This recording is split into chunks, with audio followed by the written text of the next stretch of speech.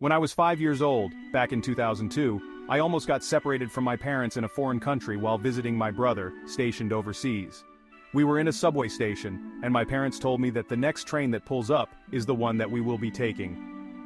A few moments later, the train pulls up, and I proceed to step into it thinking my parents were right behind me, since they told me moments before that the next train I see is the one we need to take. Turns out my parents were wrong, and they also forgot they had a child with them for a few seconds, and neither of them saw me walk onto the train directly in front of them. By the time they noticed, the train doors were closing and the train was speeding up.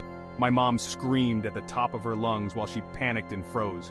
"Great job, Mom," and my dad immediately bolted to the doors I was near. An older man witnessed what was going on, and he stepped in to help my dad force the train doors open, while the train is moving at about 10 mph at this point, and both the amazing older man and my in-the-moment super dad were able to grab me and jump out of the moving train while they each carried me. They both had to literally launch themselves out of the moving train while carrying me, and I have no idea how both my dad and the older man did not sustain any injuries while doing so.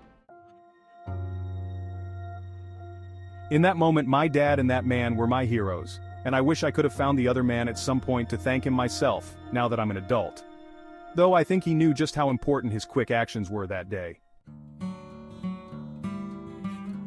That is also the story of why I'm glad my parents did not have another child together, besides myself.